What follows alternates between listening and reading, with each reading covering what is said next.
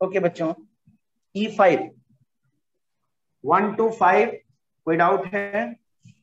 No sir. E5 में no sir. 6 to 10 बच्चों? No sir. 8 करा दो सर। Which one? 8 सर। किसका डाउट है ये? 8? Yes sir. किसका किसका? लक्ष्य सर। अच्छा, ओके। 11 to 15? 11 to 15 बच्चों?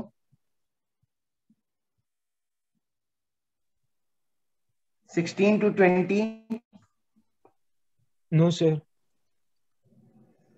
All right, 20th। All right बेटे, लिख लिया। E6 1 to 10? E6 7th। 1 to 10? 7? हाँ जी। 7 8 and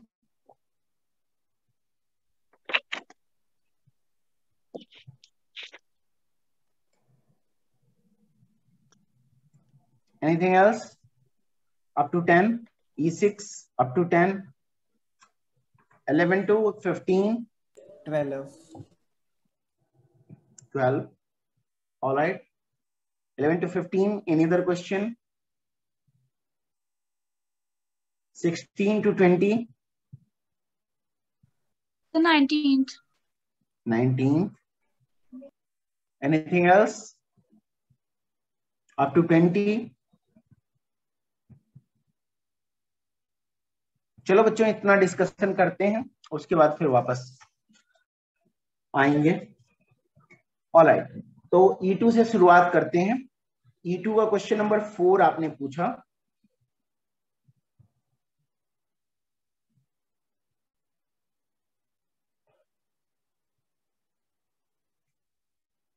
The total number of 7-digit numbers, the sum of whose digits is even is. Right बच्चों? This is the question. Okay? Yes sir. अब ध्यान देना बच्चों, पहली बात तो हम ये देखते हैं कि कितने टोटल 7-digit नंबर बनेंगे।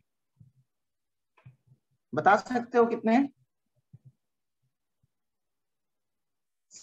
7 प्लेसेस को फिल करना होगा, right?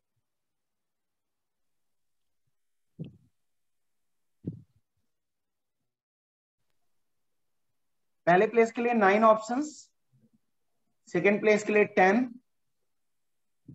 Third, fourth, fifth, six, seven, सभी प्लेस के लिए 10 option each, right? Yes sir. ये 9 के आगे 6 जीरोज लगा दिए हमने। इतने नंबर्स टोटल बने। अच्छा, सबसे छोटा 7-digit का नंबर क्या होता है?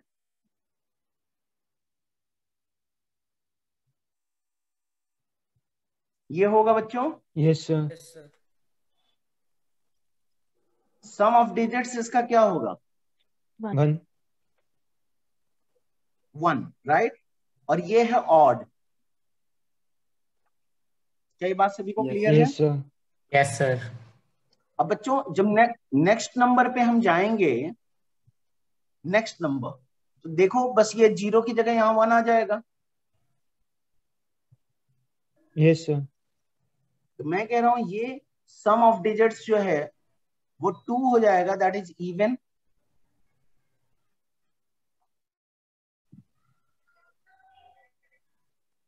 क्या ये बात क्लियर? और मैं कह रहा हूं अल्टरनेट ये आता रहेगा। तो भाई इतने नंबर हैं टोटल, इसमें से आधों का इवन होगा, आधों का ऑड होगा सर। तो इसका हाफ, यानी कि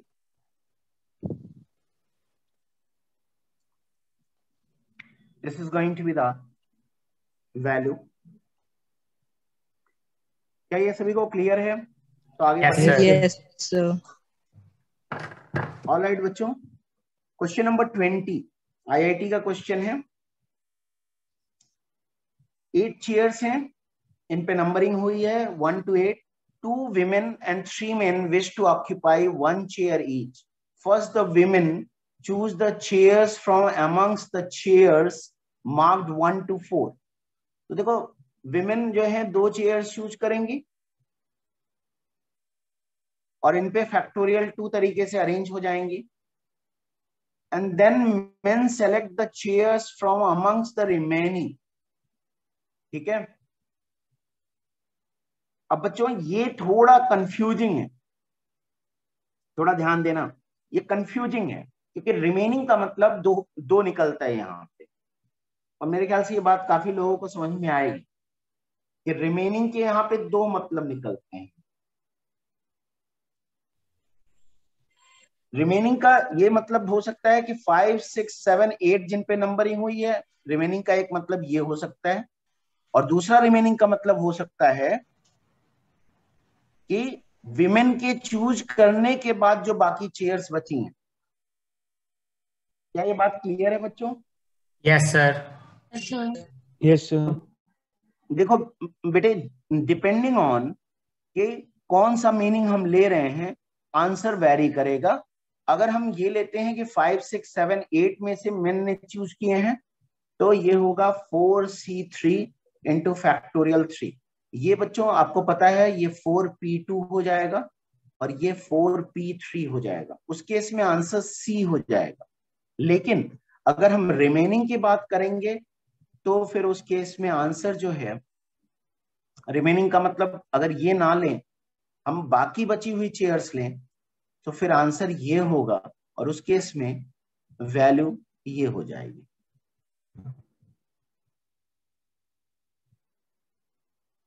ठीक है? Yes, sir. चलो बच्चों आगे बढ़ते हैं। E3 का आपने 7, 8 और 10 का आंसर चेक करने के लिए कहा।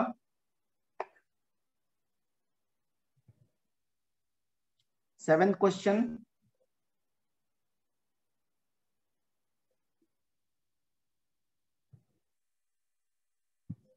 अब ध्यान दो बच्चों, 1, 2, 3, 4 से बनने वाला हमें चाहिए, और चाहिए कितना? 6 digit number.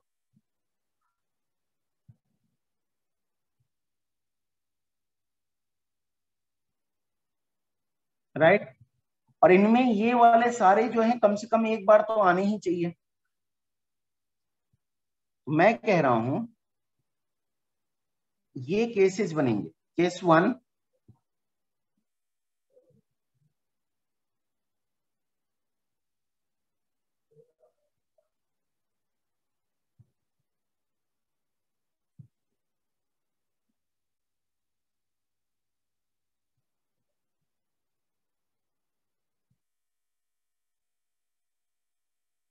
In case 2,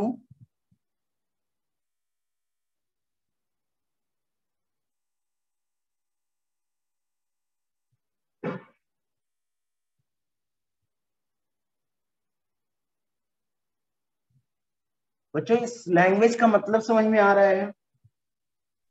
Yes, sir. Yes, sir.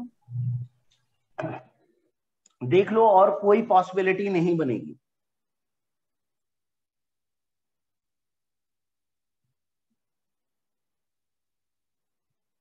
ध्यान देना बच्चों। अब पहली बात तो ये 4 में से एक हमें चूज करना होगा 4C1 तरीके से, जिसकी हम 3 कॉपी चूज करेंगे, और बाकी जो तीनों बचे हैं उनकी एक एक कॉपी चूज करेंगे। तो अब 6 हैं टोटल।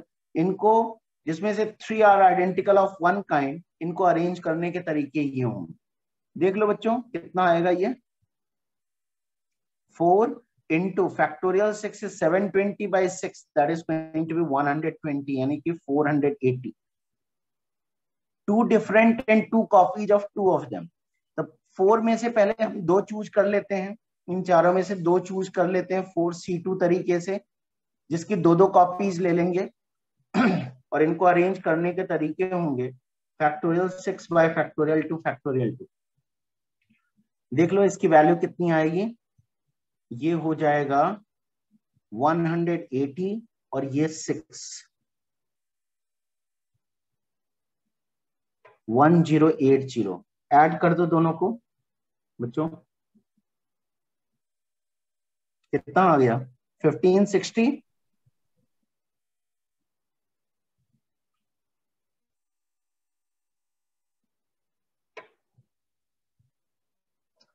किसी को कोई डाउट है कुछ, please ask, if not then sir will move on. Sir case 1 और केस 2 की जो स्टेटमेंट लिखी है एक बार वो उसका मतलब समझा दो, 3 कॉपीज और वो वाला।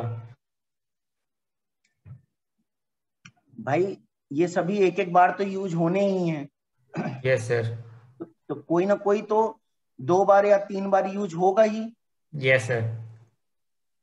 तो इनमें से 3 एक एक बार यूज किए गए हैं और एक 3 बार यूज किया गया है, यानी कि उसकी 3 कॉपीज यूज की गई हैं।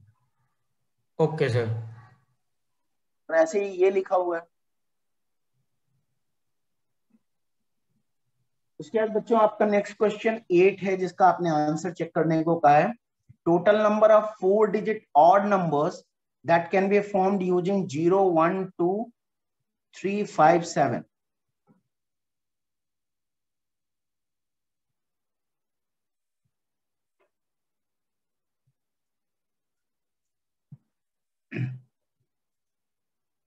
ऑड नंबर्स बनाने हैं बच्चों, ठीक है,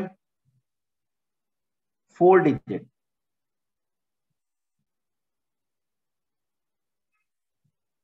तो लास्ट प्लेस के लिए हमारे पास कितने ऑप्शन है बच्चों? 4 4 4। 1 3 5 7 में से कुछ भी आ सकता है, राइट। पहले प्लेस के लिए कितने ऑप्शंस हैं? 5 0 नहीं आ सकता और जो ऑड आ गया है वो नहीं आ सकता, राइट। 4 4 ऑप्शंस हैं। अगर हम बात कर रहे हैं विदाउट रेपिटेशन, अगर विदाउट रेपिटेशन की बात कर रहे हैं तो अभी मैं दूसरे मुद्दे पे भी आता हूं। फिर इस प्लेस के लिए फिर से 4 ऑप्शन और इस प्लेस के लिए 3 ऑप्शंस।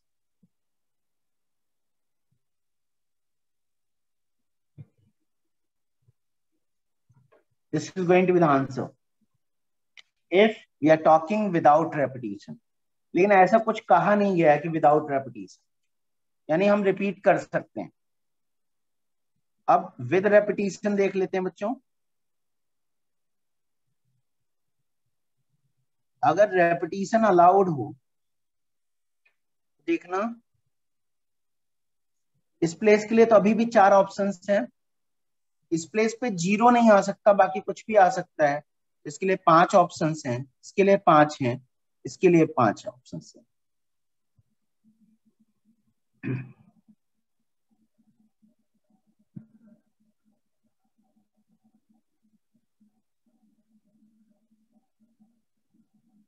राइट।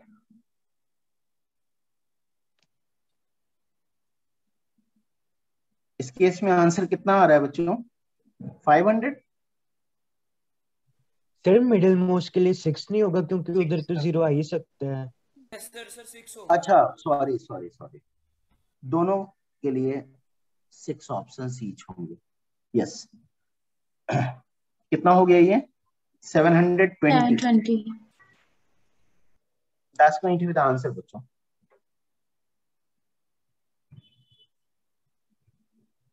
यही दिया आंसर। Yes sir. ऑलराइट बच्चों, नेक्स्ट क्वेश्चन आपने 10th मेरे से पूछा। ए सेट है जिसमें सारे 30 से छोटे प्राइम नंबर।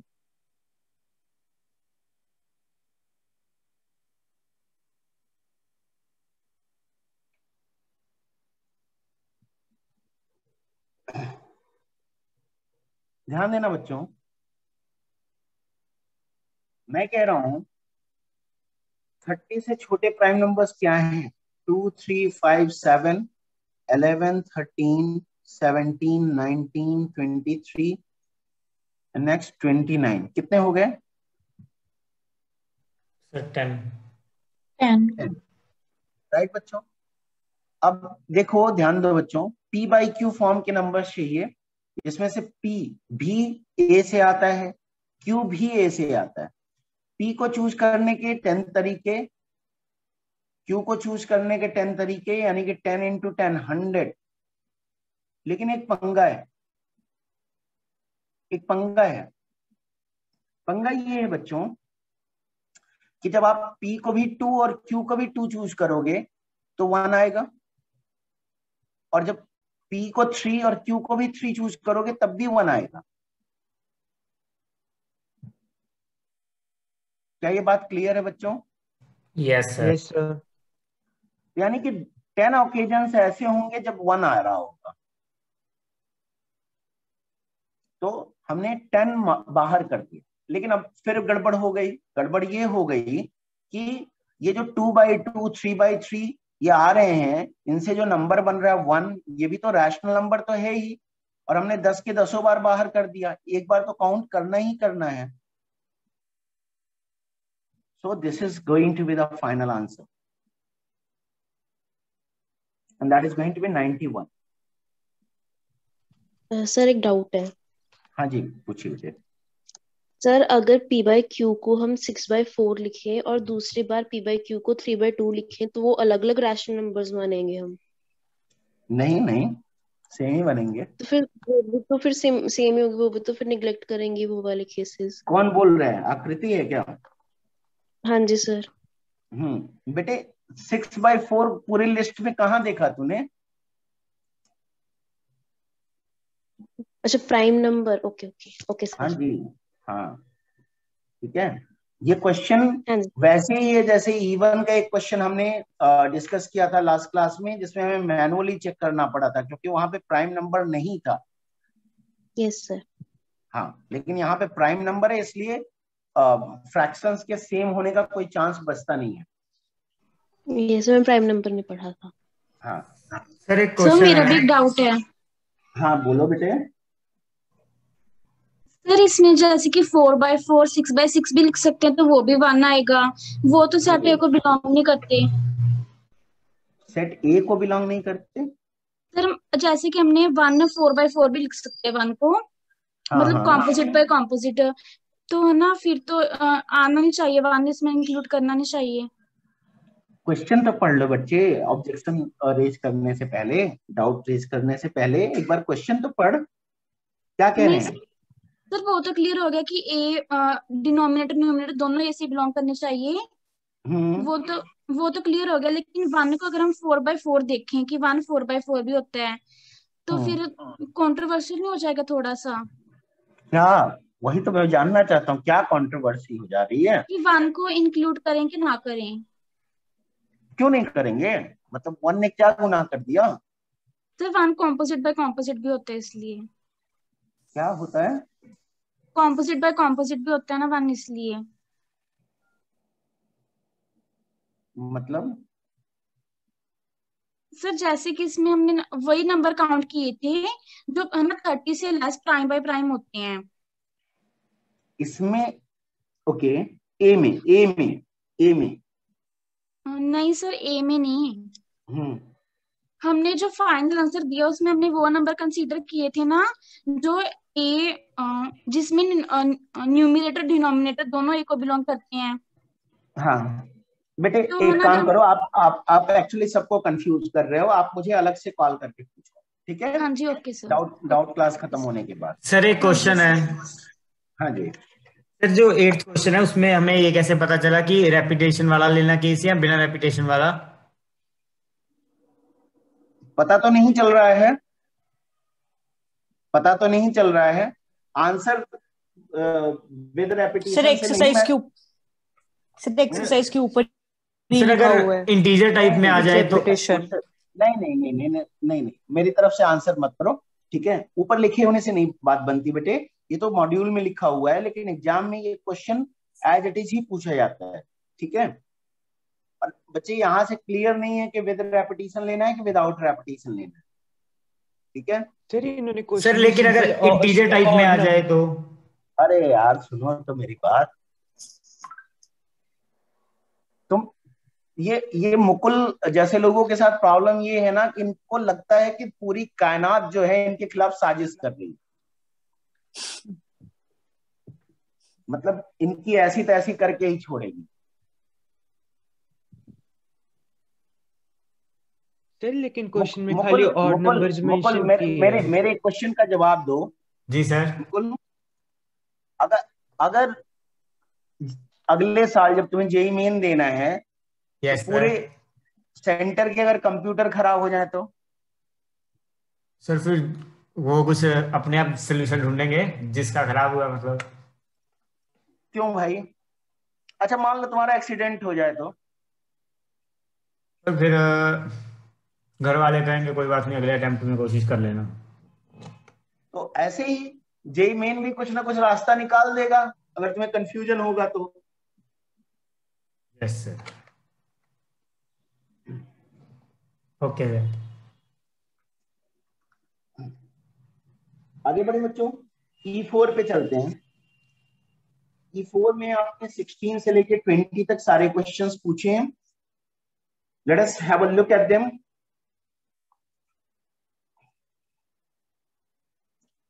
क्वेश्चन नंबर 16 में कह रहे हैं in how many ways they can be seated if two particular delegates never sit together। बच्चों मीटिंग अगर खत्म हो जाए तो आप लोग फिर से रीज्वाइन करोगे। Two particular delegates never sit together. तो बच्चों एक काम करते हैं, 18 लोगों को पहले बैठा देते हैं। कितने तरीके से? फैक्टोरियल 17 तरीके से। और फिर जो गैप्स बनेंगे, कितने गैप्स बनेंगे? 18 गैप्स बनेंगे। 18 में से 2 गैप्स चूज करेंगे और इनमें इन 2 बंदों को फैक्टोरियल 2 तरीके से अरेंज कर देंगे। Is this clear? Yes sir. और जहां तक आंसर मैच कराने की बात है बच्चों, तो फैक्टोरियल 17 इंटू ये हुआ 18 into 17 by 1 into 2 into 1 into 2, ये कैंसिल हो गया। Factorial 17 into 18 that is going to be factorial 18 into 17, यानी कि C is the right answer.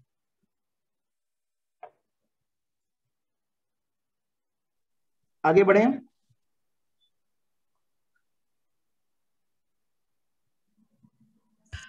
Yes sir. Question number 17। 10 participants हो गए चाइना और रसिया के, और 5 हो गए यूएसए से। इनके ऊपर तो कोई रेस्ट्रिक्शन है नहीं, तो इनको पहले फैक्टोरियल 9 वेज से अरेंज कर दो। 10 गैप्स क्रिएट होंगे, 10 में से 5 गैप चूज करके उसमें यूएसए वालों को फैक्टोरियल 5 वेज में अरेंज कर दो। And this is going to be factorial 9 into 10p5. That means A is going to be the correct answer. 18. The ratio of number of arrangements when all the boys arranged in a circle to the number of arrangements when all the girls arranged in a circle is 56:1. Then find the number of ways of arranging all of them in a circle. तो मान लेते हैं number of boys is m and number of girls is n. The number of ways of arranging the boys is going to be factorial m minus 1. Number of ways of arranging the girls is going to be factorial n minus 1. And that is going to be given to be 56:1. Right, बच्चों? Yes sir. ध्यान देना बच्चों, इसको अगर हम ध्यान से देखें, ये वैल्यू, ये लिखा कितना है? ये m-1 into m-2 and so on. n-1 के जस्ट पहले पड़ेगा n, right? m-1 into m-2 and so on n, right बच्चों? Into n-1, n-2 and so on up to 1, और डिनोमिनेटर में बच्चों n-1, n-2 and so on up to 1 and that is 56। ये इससे हो गया कैंसिल, तो ये कितना बचा m-1, m-2 and so on n। और ध्यान देना बच्चों ये सब कॉन्जिक्यूटिव इंटीजर्स हैं। क्या ये बात क्लियर है बच्चों? Yes sir. कॉन्जिक्यूटिव इंटीजर्स का प्रोडक्ट है, तो इसको भी हमें कॉन्जिक्यूटिव इंटीजर के प्रोडक्ट के फॉर्म में लिखना पड़ेगा। देख लो बच्चों, इसको हम लिख सकते हैं 8 into 7, और उस केस में m-1 is going to become 8, right? और बच्चों यहाँ पे दो ही नंबर हैं,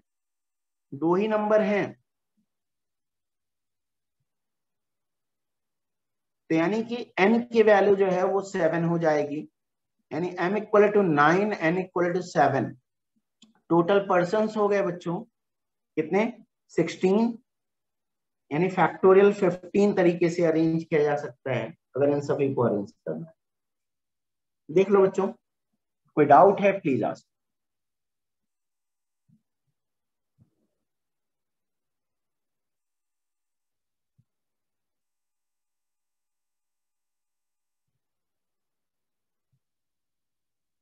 बच्चों आगे बढ़ूं?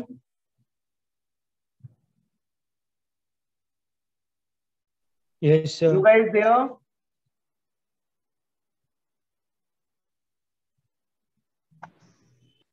बच्चों आगे बढ़ें, समझ में आ गया है? हाँ जी सर।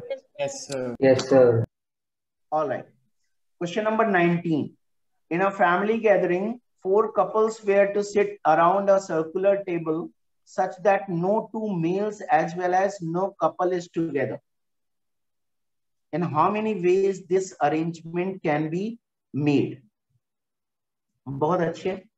तो इनके नाम रख देते हैं बच्चों M1, M2, M3, M4 और F1, F2, F3, F4। ठीक है? ओके? Yes sir. अब ध्यान देना बच्चों, थोड़ा अच्छे से देखना होगा। पहले तो आप यहां पे मैं फीमेल्स को बैठा दे रहा हूं, ठीक है? F1, F2, F3, F4 नाम नहीं रखता हूं।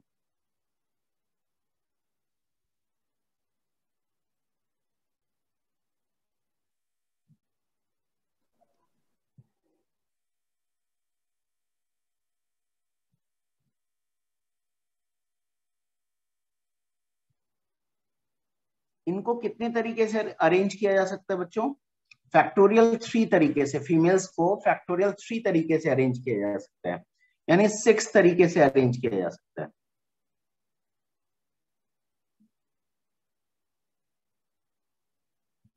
अब बात आती है कि कोई भी कपल साथ में नहीं होना चाहिए, राइट? Yes sir.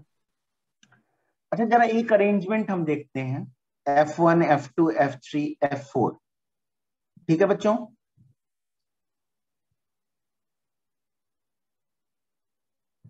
देखना F1 और F2 के बीच में बच्चों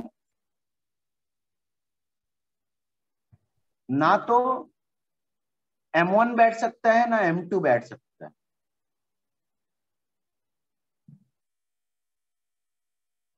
F1 और F2 के बीच में ना तो M1 बैठ सकता है ना M2 बैठ सकता है।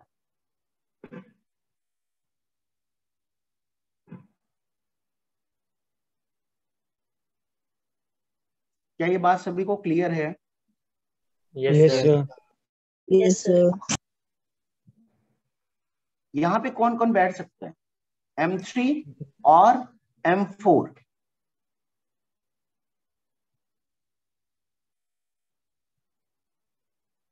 इज दिस क्लियर बच्चों? Yes sir. यहाँ पे बैठ सकता है M1 और M4। यहाँ पे बैठ सकता है M1 और M2। और यहां पे बैठ सकता है M2 और M3।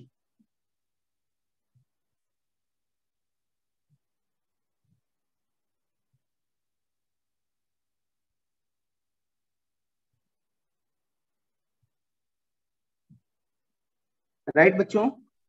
Yes sir.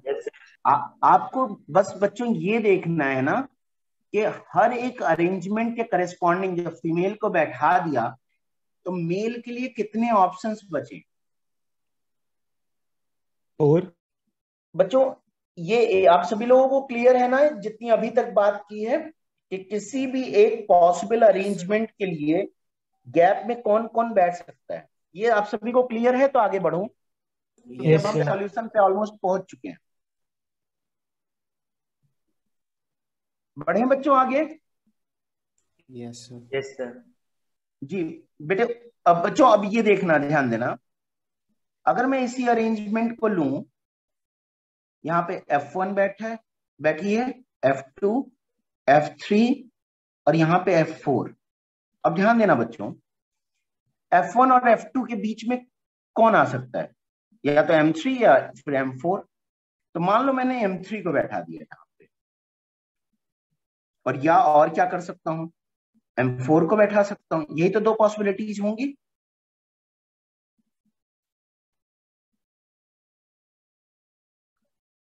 या तो M3 बैठेगा या M4 बैठेगा। मैं कह रहा हूं अगर यहां पे मैंने M3 बैठा दिया तो ध्यान देना, यहां पे यहां पे यहां पे या तो M2 को बैठना था या M3 को बैठना था। M3 तो ऑलरेडी यहां बैठ चुका है। मैं कह रहा हूं फिर तो यहाँ पे M2 को बैठना पड़ेगा। और यहाँ पे M1 को बैठना था या M2 को बैठना था? M2 ऑलरेडी बैठ चुका है तो यहाँ M1 को बैठना पड़ेगा। और यहाँ पे M1 या M4 को बैठना था तो मैं कह रहा हूँ यहाँ M4 को ही बैठना पड़ेगा। इस केस में देखना बच्चों, यहाँ पे M4 को बैठा दिया और यहाँ पे M1 और M4 होना था तो मैं कह रहा हूँ यहाँ M1 को ही बैठना पड़ेगा। इसी तरह से यहाँ M2 को ही बैठना पड़ेगा और यहाँ पे M3 को ही बैठना पड़ेगा।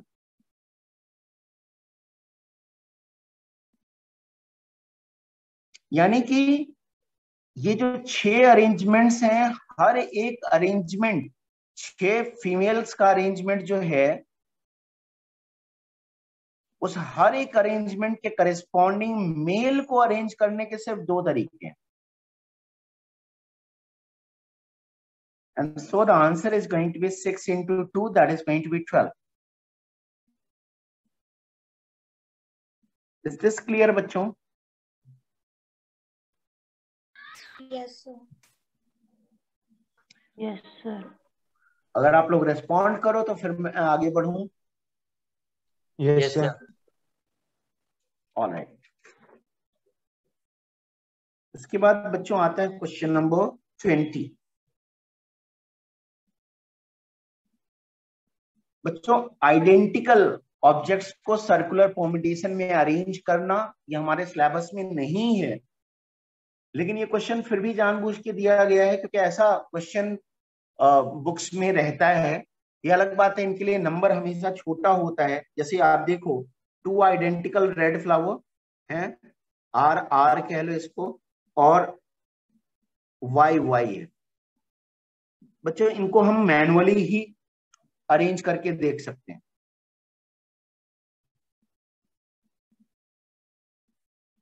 एक तो तरीका ये हुआ कि आर आर वाई वाई, या फिर 2 आर के बीच में एक वाई आ जाए।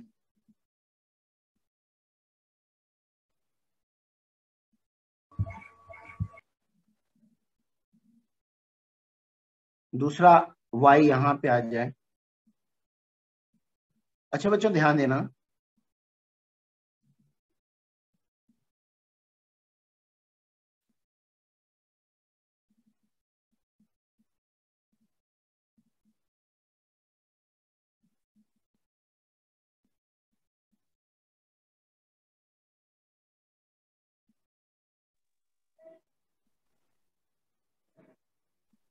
ये अरेंजमेंट जरा देखो बच्चों, सेम है कि डिफरेंट है?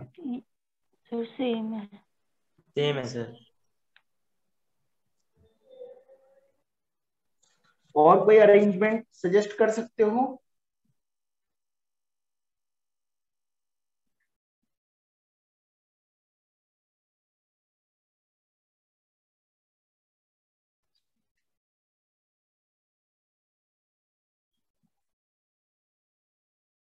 बच्चों देखो ये दोनों सेम ही है, ठीक है, बस यही दो अरेंजमेंट पॉसिबल है बच्चों। Number of ways is going to be 2, so the correct answer is going to be none of these. Sir इस टाइप के Excuse क्वेश्चंस me, हमेशा sir. मैन्युअली करने पड़ते हैं? सॉरी, आवाज इस थोड़ी टाइप के धीरे आ रही है लक्ष्य। सर इस टाइप के क्वेश्चंस हमेशा मैन्युअली करने पड़ते हैं? नहीं बेटे, इसका भी तरीका होता है, लेकिन वो हमारे सिलेबस के बियॉन्ड है। Okay sir. बीटेक में आपको सिखाया जाएगा बेटे। Okay sir. जी, अगर कंप्यूटर साइंस लिया तो, अदरवाइज नहीं सिखाया जाएगा। आगे बढ़े बच्चों? Yes sir. चलते हैं E5 पे। E5 में आपने दो क्वेश्चंस पूछे बच्चों, 8 and 20। क्वेश्चन नंबर 8 में ओपन कर लेते हैं।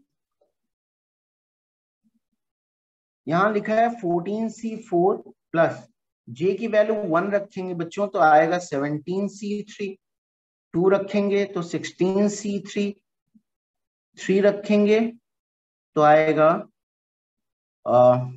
15C3, और अगर 4 रखेंगे तो 14C3। इन दोनों को कंबाइन किया तो ये हमें देगा 15C4। इसको इसके साथ कंबाइन किया तो ये हमें देगा 16C4। इसको इसके साथ कंबाइन किया तो ये हमें देगा 17C4, और इसको इसके साथ कंबाइन किया तो ये हमें देगा 18C4। That's the answer. इसमें क्या प्रॉब्लम थी लक्ष्य? आंसर गलत दिया है क्या? नहीं सर, मैंने मिसप्रिंट था सर, इसलिए पूछा था। अच्छा सर दो टाइप के लक्ष्य हैं सर मीटिंग में। हाँ, दो सर, दो अच्छा लक्ष्य दो हैं सर लक्ष्य हमारी हैं। क्लास ओके में। Okay okay okay, no issues, ठीक है, कोई बात नहीं।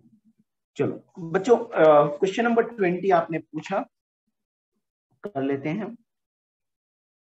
देखो बच्चों, 6 बॉयज हैं और 4 गर्ल्स हैं। 7 का ग्रुप फॉर्म करना है। In how many ways can this be done if the group is to have a majority of boys?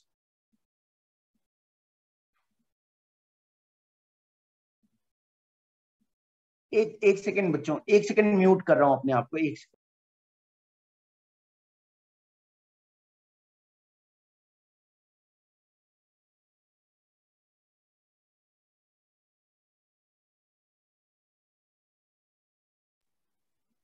हाँ बच्चों, coming back to the question, कह रहे हैं मेजॉरिटी बॉयज की होनी चाहिए।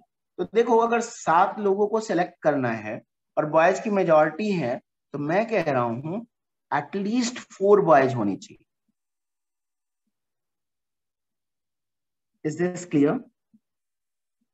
Yes sir. अब ध्यान देना बच्चों, एटलीस्ट 4 बॉयज जब हम कह रहे हैं तो मैं कह रहा हूं यानी कि 4 बॉयज और 5 बॉयज और 6 बॉयज। तो पहला केस 6 में से 4 बॉयज लिए और 4 गर्ल्स में से 3 गर्ल्स ली। दूसरा केस 5 बॉयज लिए और 2 गर्ल्स ली, या फिर 6 के 6 बॉयज ले लिए और 1 गर्ल्स में से चूज कर लिया। This is going to be the answer. अब इसको सिंप्लीफाई कर लेना जितना भी बने।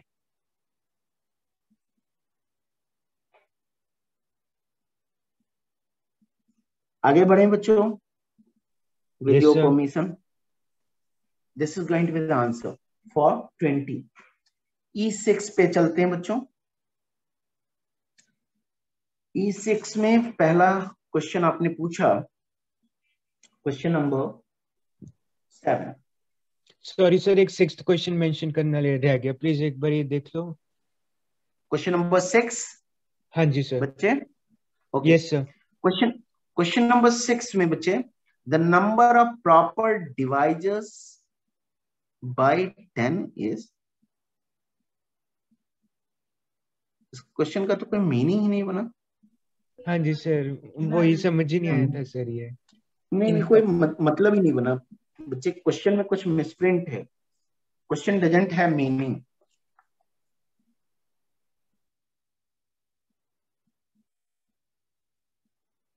बच्चों इस क्वेश्चन का इस प्रेजेंट फॉर्मेट में तो कोई मीनिंग नहीं है, और इसका सही वर्जन क्या होगा वो भी मुझे अभी कुछ याद नहीं आ रहा है कि क्या हो सकता है। ठीक है, मैं एक बार सोर्स देख लेता हूं जहां से ये क्वेश्चन लिया गया है, हो सकता है नेक्स्ट क्लास में करेक्शन मैं करवा। आगे बढ़े बच्चों 7th पे। Yes sir. 7th में बच्चों मुझे देखने में थोड़ी परेशानी हो रही है। वुड यू कंफर्म कि 3 पावर p, 6 पावर m और 21 पावर n लिखा हुआ है? Yes sir. Yes sir. तो देख लेते हैं बच्चे, ये बना ना 3 power p into 2 power m into 3 power m into 3 power n into 7 power n, और ये बन जाएगा 2 power m into 3 power p plus m plus n into 7 power n। और इसके ऑड प्रॉपर डिवाइजर्स निकालने हैं बच्चों। ठीक है, ऑड प्रॉपर डिवाइजर्स। तो मैं कह रहा हूं कि 2 की पावर्स तो उसमें बिल्कुल नहीं हो सकती, 2 की पावर सिर्फ 0 हो सकती है, तो यानी कि 2 की पावर चूज करने का एक तरीका। 3 की पावर कुछ भी हो सकती है, तो इसका p plus m plus n plus 1 तरीके, और इसके n प्लस 1 तरीके। Is this clear? Yes sir. और इन सभी का multiplication, that's going to be the answer. Sir answer की के अकॉर्डिंग जो पूछा आंसर है है उन्होंने -1 भी किया हुआ है आंसर में। सर, नहीं प्रॉपर बेटे, डिवाइजर। प्रॉपर डिवाइजर बेटे वहां पे वो गलत कह रहे हैं, क्योंकि प्रॉपर डिवाइजर का मतलब होता है नंबर को छोड़ के बाकी सारे डिवाइजर्स प्रॉपर डिवाइजर कहलाते हैं। Sorry, I am sorry, number and 1 को छोड़ के। अच्छा, ओके ओके ओके, सॉरी, मैं गलत था, ये -1 ही आएगा बेटे। प्रॉपर डिवाइजर क्लियर है आप लोगों को क्या होता है?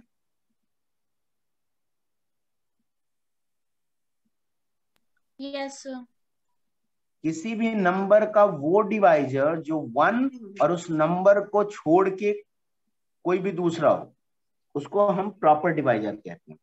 तो देखो बच्चों, वो नंबर खुद तो नहीं आ पाएगा, क्योंकि 2 की सारी पावर्स तो चूज ही नहीं कर रहे हैं, 2 पावर 0 चूज कर रहे हैं, इसलिए वो तो आएगा ही नहीं पिक्चर में, और 1 को बाहर करना पड़ेगा। एक डिवाइजर वो है, तो उसको हम बाहर कर रहे हैं। 10 मिनट का आंसर।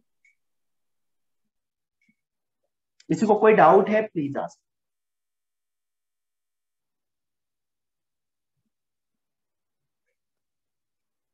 बच्चों नो सर। चलो आगे बढ़ते हैं। Question number 8।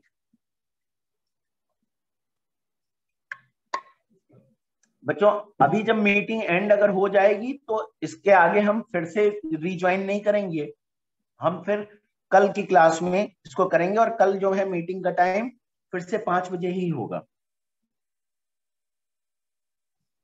और कल मीटिंग थोड़ी लंबी चलेगी, 2 घंटे के करीब होगी। Alright, 2 power 2 into 3 power 3 into 5 power 3 into 7 power 5। ठीक है, इसका हमें डिवाइजर बताना है जो 4n+1 के फॉर्म का। अच्छा बच्चों एक चीज ध्यान देना, 4n+1 के फॉर्म का होगा तो मैं कह रहा हूं ऑड तो पक्का पक्का होगा। यस और नो? Yes sir. यानी कि एक बात तो पक्की है कि 2 की पावर 0 ही लेना है।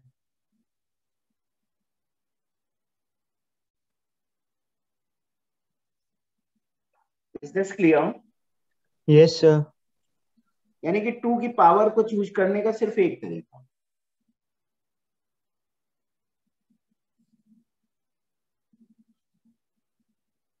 अब हमें देखना है कि 3, 5 और 7 की पावर्स को कैसे चूज किया जाए कि ये 4n+1 के फॉर्म का है।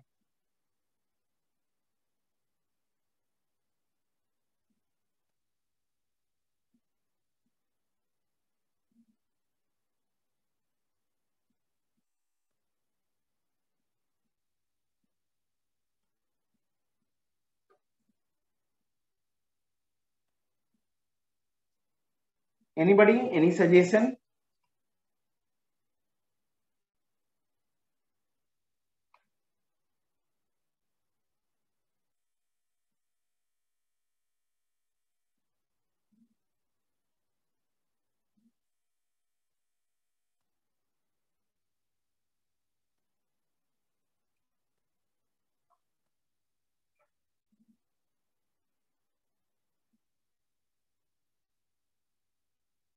अच्छा, वैसे इसके बहुत सारे बनेंगे ना?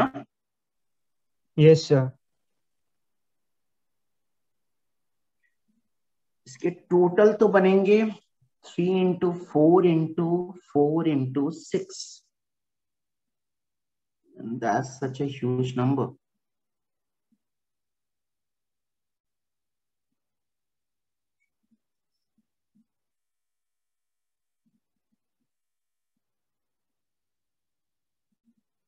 मैं एक स्ट्रेटजी ये सोच रहा था कि 4n+2 के फॉर्म के हमें निकालने आते हैं, वो निकाल देते। देखो स्ट्रेटजी क्या थी वो मैं आपको बता रहा हूं कि मैं कह रहा हूं कोई भी डिवाइजर होगा वो या तो 4n के फॉर्म का होगा या 4n+1 के फॉर्म का होगा या 4n+2 के फॉर्म का होगा या फिर 4n+3 के फॉर्म का होगा। राइट बच्चों? Yes sir. स्ट्रेटजी ये थी कि 4n+2 के फॉर्म के कितने होंगे ये हमें निकालना आता है, ये हम निकाल लेते। 4n के फॉर्म के कितने होंगे ये निकाल लेते। और अगर समहाउ हम 4n+3 के फॉर्म के निकाल पाए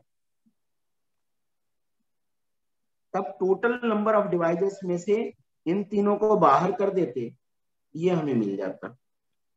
सर लेकिन बात तो एक ही है 4n+1 या 4n+3 के निकालने की। हाँ वही मैं कह रहा हूँ। इसमें गड़बड़ यही है कि 4n+3 निकालने में भी हमें मेहनत तो उतनी ही करनी पड़ेगी, क्या हो सकता है ज्यादा ही करनी पड़े।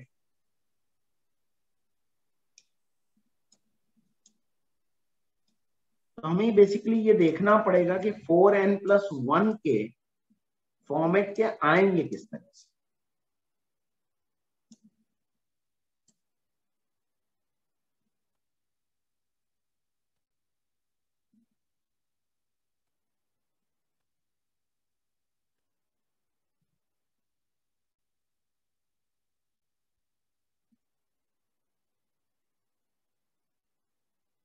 ये बच्चों अभी मुझे भी क्लिक नहीं कर रहा है, तो अभी फिलहाल के लिए मैं इस क्वेश्चन को छोड़ूंगा, ये मैं नेक्स्ट क्लास में डिस्कस करूंगा।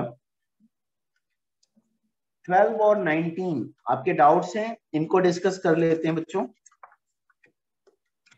8th अभी मैं छोड़ रहा हूं, नेक्स्ट क्लास में मुझे रिमाइंड करना। 12th में बच्चों क्वेश्चन कहता है 8 कैंडिडेट है इलेक्शन में और 5 to be chosen. If a voter may vote for any number of candidates but not greater than the number to be chosen, then in how many ways can a voter vote? तो देखो बच्चों, एक candidate को choose कर सकता है या 2 candidate को चूज कर सकता है या 3 कैंडिडेट को या 4 कैंडिडेट को या फिर 5 कैंडिडेट को, मैक्सिमम 5 ही कैंडिडेट को वोट कर सकता है। This is going to be the answer.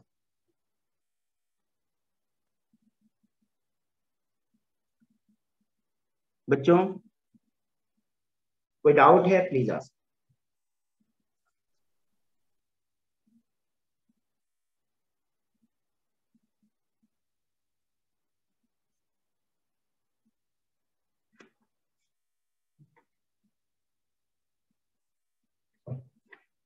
Guys, are you there?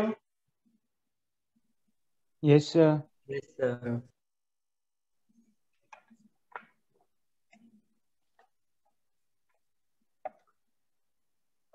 बच्चों क्वेश्चन नंबर 19, ये मैं